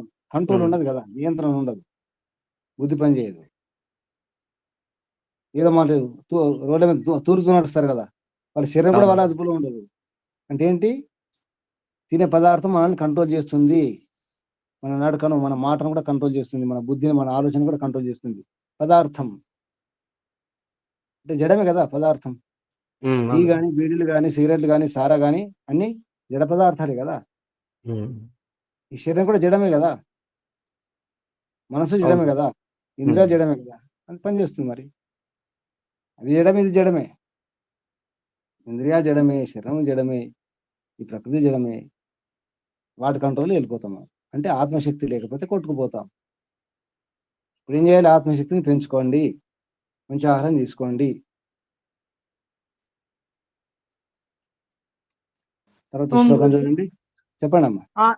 ఆహారంతోనే ఆత్మశక్తి పెరుగుతుందా గురుజీ? ఆహారంతో మనం మనస్సు మన కంట్రోల్ అవుతుంది. మనసును సాత్వికం చేసుకోవాలి, మనం చెప్పినట్టు వెంటనే చేసుకోవాలి, మన వశంలో ఉంచుకోవాలి మనస్సును. ఆహారంతో బుద్ధి పనిచేస్తుంది కొంతవరకు. ఆహార శుద్ధం సత్వశుద్ధి, సత్వశుద్ధం ధ్రువ స్మృతి. సరే, గుర్తుంటాయి అన్నమాట. అంటే అలా చేయకూడదు, మనకు గుర్తుకు రావాలి, సమయానికి గుర్తుకు రావాలి కదా. అవును గురుజీ. సమస్యలు వచ్చినప్పుడు సమాధానం రావాలి లోపల నుంచి. ఏం చేయాలో వెంటనే నిర్ణయం అయిపోవాలి, తొందరగా, ఫాస్ట్ గా. అలా బుద్ధి పని చేయాలి. దొంగల పడ్డ తర్వాత 6 నెలలు దొంగలు పడ్డ తర్వాత 6 నెలలు కుక్కలు మురితే ఎలా ఉంటుంది? కుక్కలు ఉన్నాయి, మన ఇంటి కుక్కలు ఉన్నాయి. దొంగలు పడ్డ వెళ్ళిపోయారు, దొంగలు దోసుకున్నారు. 6 నెలల తర్వాత కుక్కలు మురుగుతున్నాయి. లేట్గా అన్నమాట. లేటుగా బుద్ధి పని చేయకూడదు, ఆశ బుద్ధి ఉండాలి, వెంటనే బుద్ధి పని చేయాలి. దాన్ని మేధా బుద్ధి అన్నారు. మేధ అంటే వెంటనే పని చేయాలి, బుద్ధి వెంటనే పని చేయాలంటే మనం భోజనం సరిగా ఉండాలి. ఈరోజు ఓం స్వామి, ఈ రోజు ఉదయము అదే పదం వచ్చింది స్వామి. ఇంద్రియేన, విద్యుత్ వల్లే పని చేయాలని.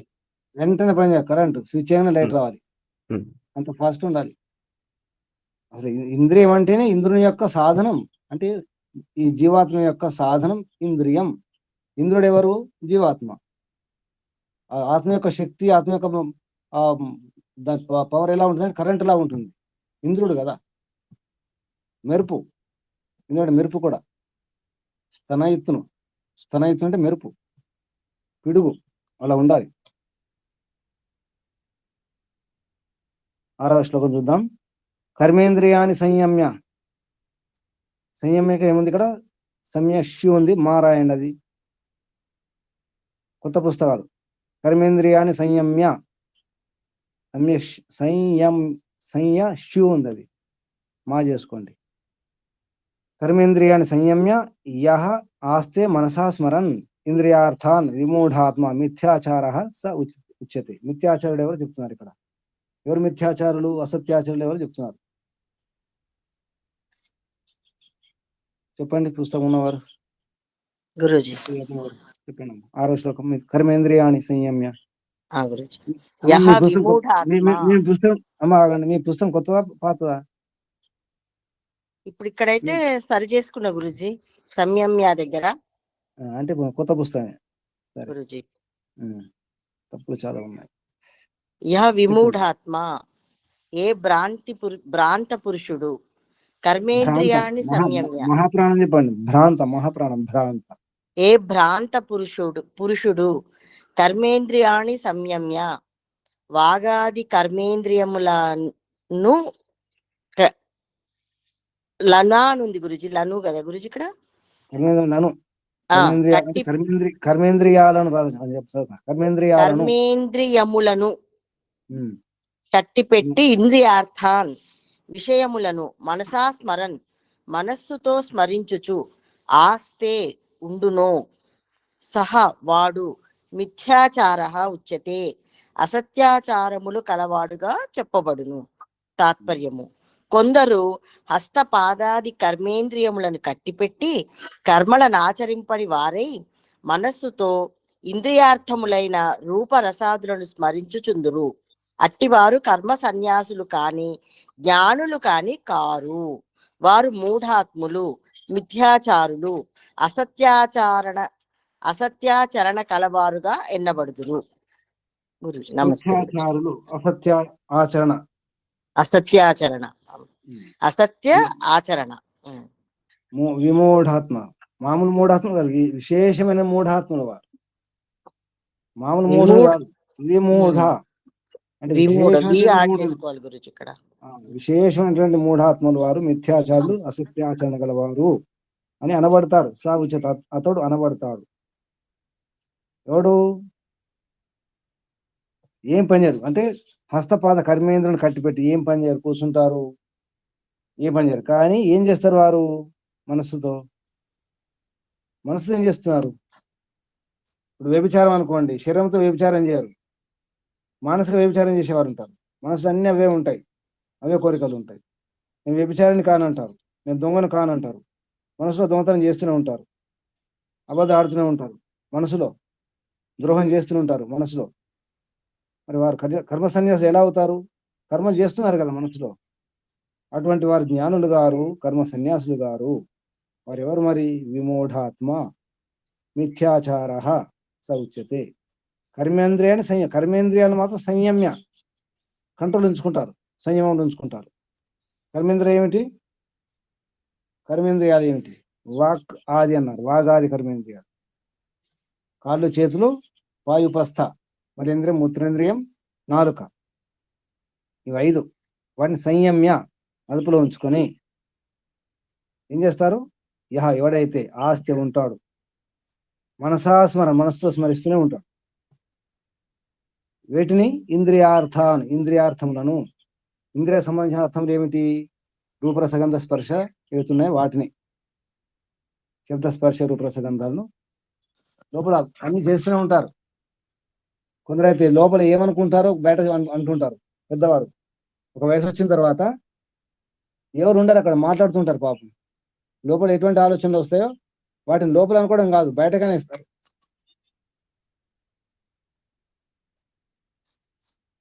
మీరు ఎప్పుడైనా అంటున్నారా అలా? మీరు ఎప్పుడైనా అంటున్నారా? అంటాం, మనం కూడా అంటాం. అంటుంటారు సార్. అక్కడ ఎవరుండరు, తిట్టుకుంటాం వారిని లేదా అనుకుంటాం. మనసులో ఏం జరుగుతుందో అది బయటకే వచ్చేస్తుంది. అంటే అర్థం ఏంటి? కాళ్ళు చేతులు ఆడించకుండా నేను ఏం పని చేయట్లేదు అనుకోకండి, అన్ని పనులు చేస్తున్నాము. అది కర్మ సన్యాసం కాదు, మిథ్యాచారం. తర్వాత శ్లోకం చూద్దాం. యస్తి అన్నాడు ఇక్కడ, యస్తు ఉండాలి. అది యస్తు ఇంద్రియాన్ని, యస్తి అక్కడ వావత్ రాసుకోండి. యస్తి ఉందా, దాని పక్కన వావత్ రాసుకోండి. యస్తు ఇంద్రియాన్ని, యహతు ఇంద్రియాన్ని, యస్త్వింద్రియాని మనసా నియమ్య ఆరభతే అర్జున కర్మేంద్రియై కర్మయోగం అసక్తః స విశిష్యతే. చెప్పండి అర్థం.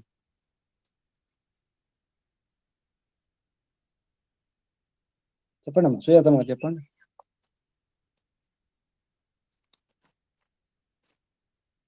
ఇంకెవరు చెప్పండి? మహేశ్వరమ్మ గారు, పుట్టినారాయణ గారు, పుస్తకాలు ఉన్నవారు ఎవరైనా చెప్తున్నా గురుజీ. చెప్పండి అమ్మా. తూ 7వ శ్లోకం. నేను ఎస్తి అక్కడ దిద్దుకోండి. ఎస్తి ఉంది, వావత్తు దిద్దుకోండి. ఎస్తి గురు పక్కన ఎస్తి ఇంద్రియాన్ని ఉండాలి. ఎస్తి ఇంద్రియాన్ని ఉంది శ్లోకంలో. అవును యహ గురుజీ. తు ఇంద్రియాన్ని అంటే వావత్తు రాసుకోండి. ఎస్తి పక్కన వావత్తు. ఎస్త్వి గురుజీ, ఎస్త్వి ఇంద్రియ. యహ తు ఇంద్రియాన్ని, ఎస్తి ఇంద్రియాన్ని తు యహ ఎవడు ఇంద్రియాణి ఇంద్రియములను మనసా నియమ్య మనస్సుతో నియమించి కర్మేంద్రియై వాగాది కర్మేంద్రియములతో కర్మయోగమును అసక్త ఫలాపేక్షను విడిచిన వాడై ఆరభతే ఆరంభించునో అర్జున సహ విశేషతే అతడు కర్మలను విడిచువాని కంటే శ్రేష్ఠుడగుచున్నాడు. తాత్పర్యం: కావున అర్జున, ఇంద్రియములను విషయముల వంక పోనీక మనస్సుతో వానిని అదుపులో ఉంచుకొని ఫలాపేక్ష విడిచి కర్మేంద్రియములతో కర్తవ్యములు నెరవేర్చువాడే లోకమున విశిష్టుడు. కర్మేంద్రియాలతో కర్మల్ని నెరవేర్చాలి, కర్తవ్యాలు నెరవేర్చాలి. కర్మేంద్రియాలతో తప్పకుండా చేయాల్సింది. ఒకటి మీరు కర్మేంద్రియాలతో పని చేయకపోతే ఏమవుతుంది? ఎవరైనా చెప్పండి. కాళ్ళు చేతులు పని చేయము, ఈ కర్మేంద్రియాలు పని చేయవు. కర్మేంద్రియాలు 5 ఏమిటి? ఒకసారి గుర్తు చేసుకోండి. కాళ్ళు చేతులు పాణిపాద వాయుపస్థ వాక్. పాణిపాద అంటే చేతులు కాళ్ళు, పాయు అంటే మలేంద్రియం, ఉపస్థ అంటే మూత్రేంద్రియం, వాక్ నాలుక. వీటితో పని చేయకండి. ఒక 3 రోజులు పని చేయకండి. ఎట్లా సాధ్యం గురూజీ? చేయకండి, అంతే, చేయకండి. కర్మ చేయకండి, అంతే, చేయకండి. ఇప్పుడు ఏమవుతుంది? కర్మేంద్రియంతో పని చేయకపోతే ఏమవుతుంది? అవుట్ అవుతాడు సార్. ఒకసారి చూడండి, 3 రోజులు మానుకోండి.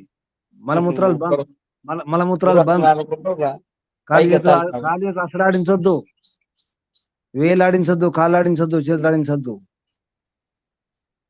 నాలుకతో పని చేయొద్దు, అంటే మాట్లాడద్దు. నాలుగేం పని చేస్తుంది? మాట్లాడుతుంది కదా, మాట్లాడకండి. చూడండి ఏమవుతుందో. సాధ్యమే కాదు, కష్టం, రోగాలు వస్తాయి, ఉండలేరు. జాగ్రత్త. సాధ్యం కాదు కదా. మరి ఏం చేయాలి? ఫలాపేక్ష విడిచిపెట్టండి.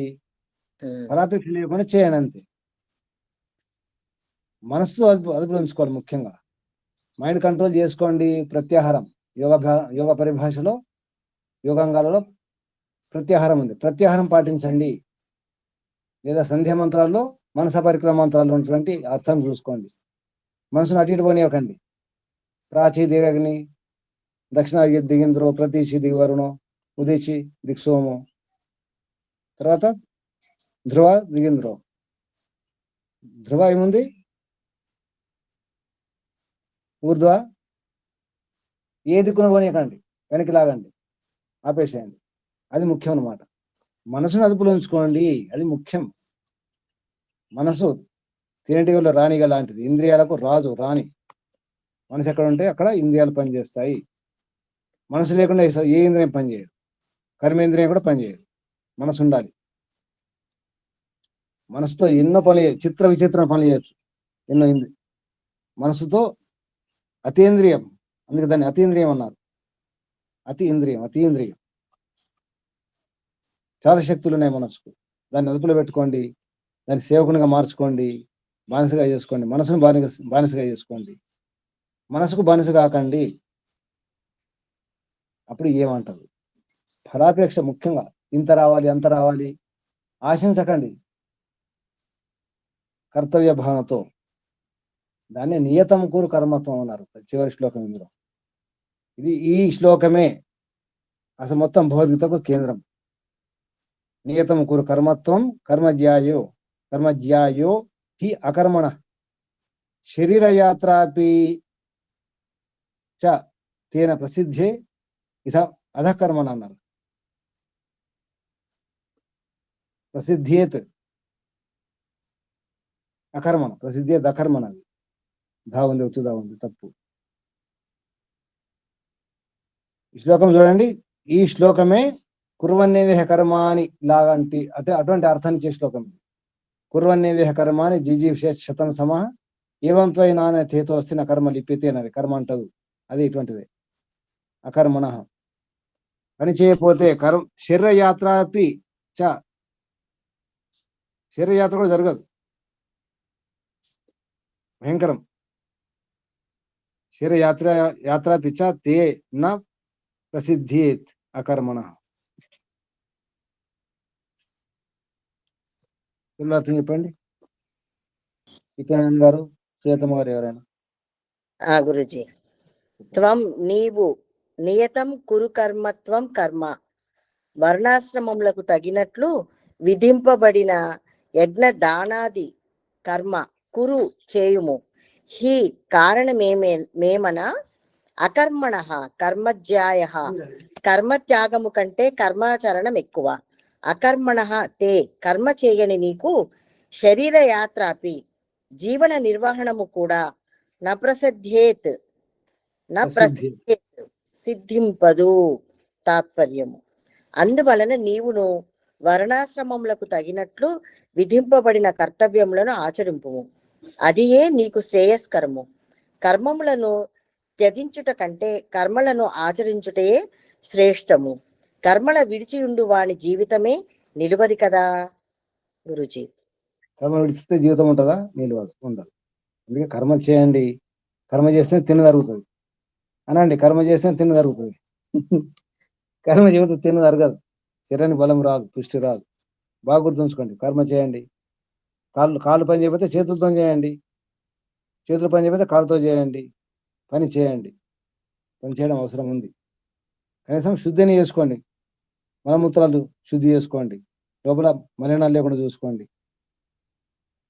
అది ఏ కర్మ చేయాలంటే వర్ణాశ్రమాలకు తగినటువంటి ఏత కర్మ ఉందో నియత కర్మ అవుతుంది. దాన్ని మనకు విధులు ఉన్నాయి, విధింపబడిన కర్మలు, కర్తవ్య కర్మలు ఉన్నాయి. మన వర్ణము ఆశ్రమానికి సంబంధించిన కర్మలు తప్పకుండా చేయాల్సిందే. చేయడమే శ్రేయస్కరం. అదే నీకు శ్రేయస్కరము. కర్మను త్యజించుట కంటే కర్మను ఆచరించుటయే శ్రేష్టం. కర్మజ్యాహ్యో హి కర్మజ్యాయ హి అకర్మణ, అకర్మ కంటే కర్మ శ్రేష్టము. జ్యాయ గొప్పది. కర్మ చేయకపోతే శరీరయాత్ర అపి చ తే నా ప్రసిద్ధ్యేత్ అకర్మణ. కర్మ చేయని వానికి శరీరయాత్ర కూడా జరగదు, జీవన నిర్వహణ కూడా జరగదు. కష్టమవుతుంది కర్మ చేయకపోతే. కర్మ చేయండి, కర్మ చేయండి, కర్మ చేయండి. కానీ సకర్మ కర్మ చేయకండి. మీకు ఏ కర్మ చేయమని చెప్పినారో, విధించినారో, నియత కర్మలు, వేద విహిత కర్మలు, అవి చేయండి. శ్లోకంలో నియతం కురు కర్మకు కరు కర్మ ఉంది, దిద్దుకోండి. కొత్త పుస్తకంలో నియతం కురు కర్మ ఉండాలి, కరు కర్మ ఉంది. నియతం కురు కర్మ త్వం కర్మజ్యాయో హి అకర్మణ శరీరయాత్రాపి చ తే. ఇక్కడ చ తర్వాత స్పేస్ ఉండాలి, తే తర్వాత స్పేస్ చతేన ఉంది. శరీరయాత్రాపి చ స్పేస్ తే స్పేస్ చతేన కాదు. శరీరయాత్రాపి చ తే నా ప్రసిద్ధ్యేత్ అకర్మణ. ప్రసిద్ధ్యేత్ అక్కడ మహాప్రాణం జతం ఉంది, ఉతుధం ఉంది, కింద దాన్ని కట్ చేసుకోండి. ఇది ఏం అర్థం చేసుకున్నారు కర్మ గురించి? ఈ విషయాన్ని కనుక అర్థం చేసుకుంటే కర్మ యొక్క రహస్యం అర్థమవుతుంది. కర్మలు చేస్తాము, ఏడుపు ఉండదు. కర్మ చేయకుండా ఉండలేము. కర్మ చేయాల్సిందే. కర్మ సన్యాసం అనేది కుదరదు. కర్మ సన్యాసం అనేది ఏ కర్మ సన్యాసం చేయాలంటే సకామ కర్మలు. సకామ కర్మ సన్యాసం ఉండాలి. కానీ మన నీత కర్మలు తప్పకుండా చేయాల్సిందే. నిత్య కర్మలు, కర్తవ్య కర్మలు చేయాల్సిందే. ఇది విషయం. ఏమైనా సందేహాలు ఉంటే అడగండి. 5వ అధ్యాయం సంపూర్ణం. సందేహాలు ఏమైనా ఉన్నాయా? ఓం గురుజీ, చెప్పండి అమ్మా. రోజు చేసే పనులకి కర్మ ఏ కర్మ అంటుతుంది గురుజీ? రోజువారు చేసే పనులకి నిత్య కర్మలు అంటారు.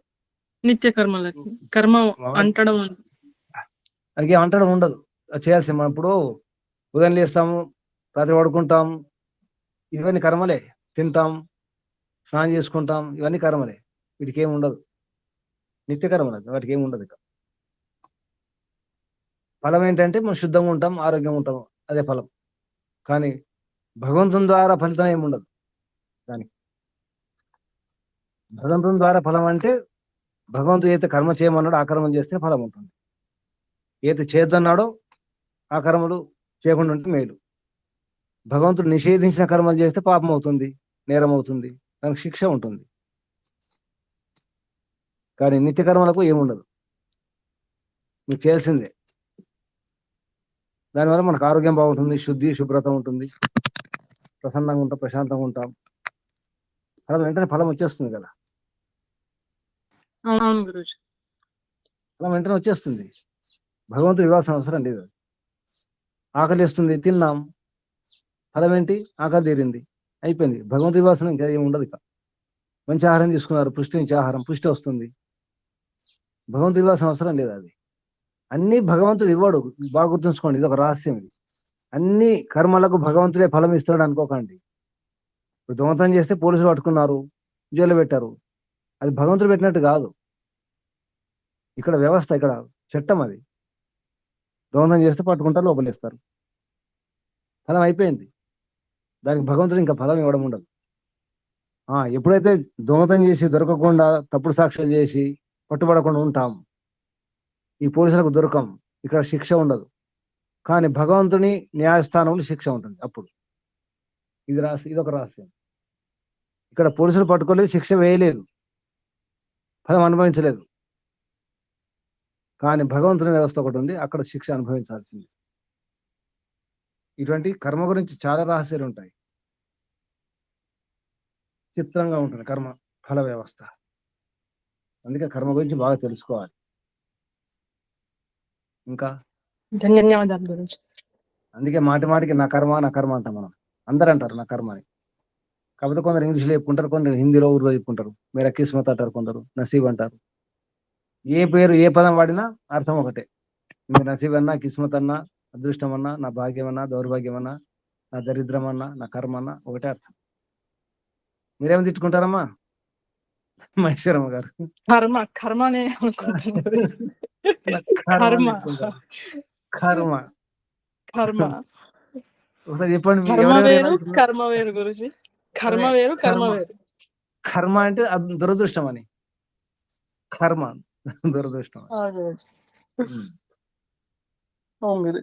మునిశేఖర్ గారు ఏమని తిట్టుకుంటారు? ఏమని తిట్టుకుంటారు? ఎప్పుడు అనుకోలేదు సార్.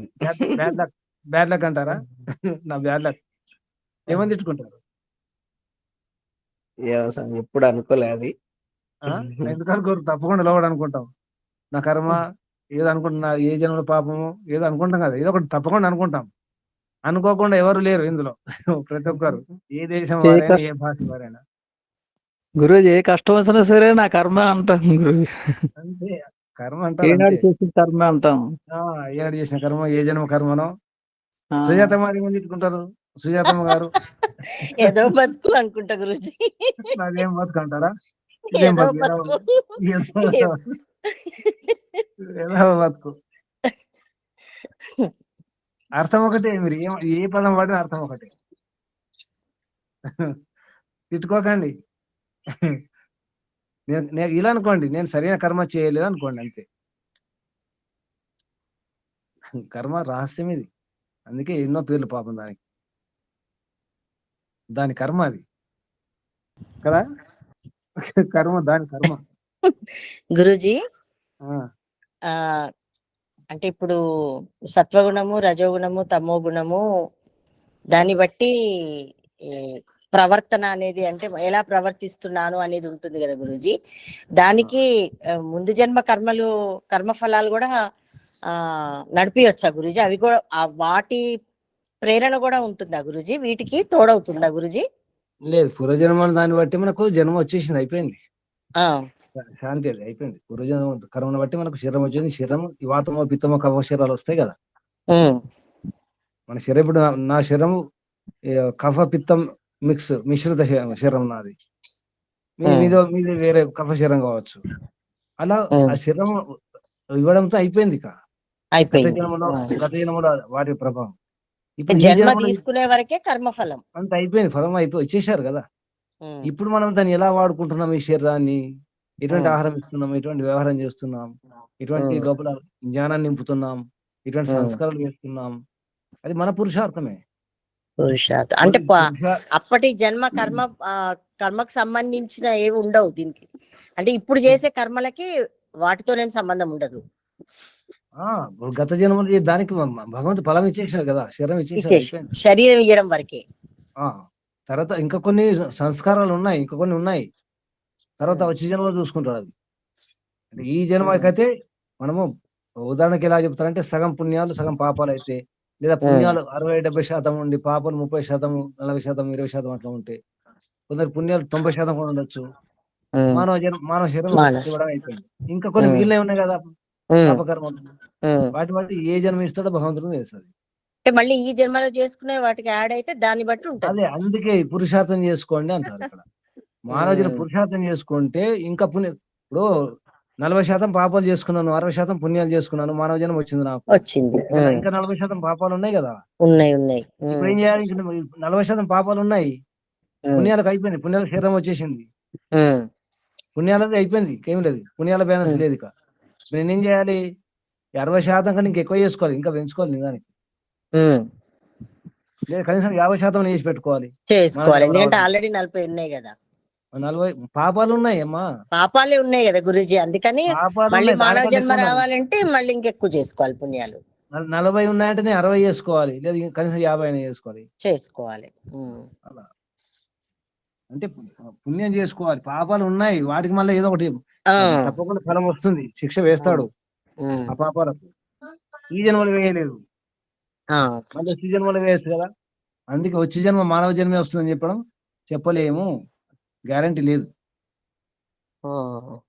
గ్యారంటీ ఉండదు. చాలా బ్యాలెన్స్ ఎంత ఉందో తెలీదు, ఇప్పుడు ఏం చేస్తున్నామో ఎంత యాడ్ అవుతుందో చూసుకోండి.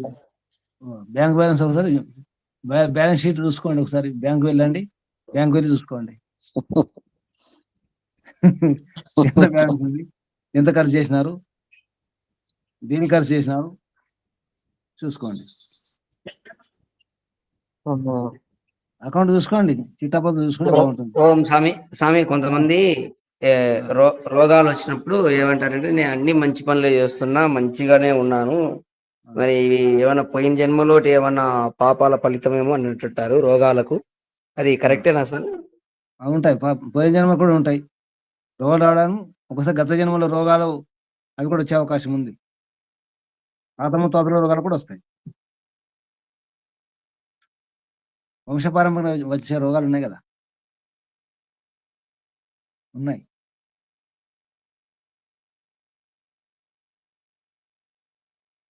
ఇది చాలా లోతు, చాలా రహస్యం కర్మ సిద్ధాంతం అనేది. ఇంకా ప్రయత్నం చేయండి, తెలుసుకునే ప్రయత్నం చేయండి, అధ్యయనం చేయండి, సాధన చేయండి, కానీ కర్మ చేయకుండా ఉండకండి. భగవంతుడు చెప్పిన కర్మలు తప్పకుండా చేయాలి, అది గుర్తుంచుకోండి. నియతం గురు కర్మత్వం, నియత కర్మ చేయండి, కర్తవ్య కర్మలు చేయండి, పనికిరాని కర్మలు చేయకండి, సమయం వ్యర్థం చేసుకోకండి.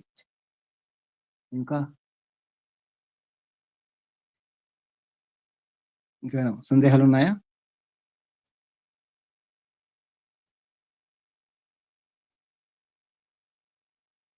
ముగించేద్దామా? సరే సార్. శుభం. ముందుగా పరమపిత పరమాత్మకు వందనాలు, ధన్యవాదాలు, ప్రణామాలు సమర్పిస్తూ ఋషులకు, మహర్షులకు, మునులకు, యోగులకు, గురువులకు, ఆచార్యులకు, అధ్యాపకులకు, పెద్దలకు, మాతాపితలకు, శ్రేయోభిలాషులకు, మిత్రులకు అందరికీ వందనాలు, ధన్యవాదాలు, ప్రణామాలు. మహర్షి దయానంద సరస్వతి గారికి, వారి గురువు గారికి కూడా ధన్యవాదాలు, వందనాలు, ప్రణామాలు సమర్పిస్తూ పండిత గోపదేవ శాస్త్రి గారి గురువు గారు స్వామి ఆత్మానంద సరస్వతి గారికి, పండిత గోపదేవ శాస్త్రి గారికి వందనాలు, ప్రణామాలు, కృతజ్ఞతలు తెలియజేస్తూ మీ అందరికీ అభినందనలు, అభివందనాలు. పరమపిత పరమాత్మ శుభాశిస్సులు. ఓం శం శుభం. సర్వేభ్యం నమో నమః. చేద్దాం. ఓం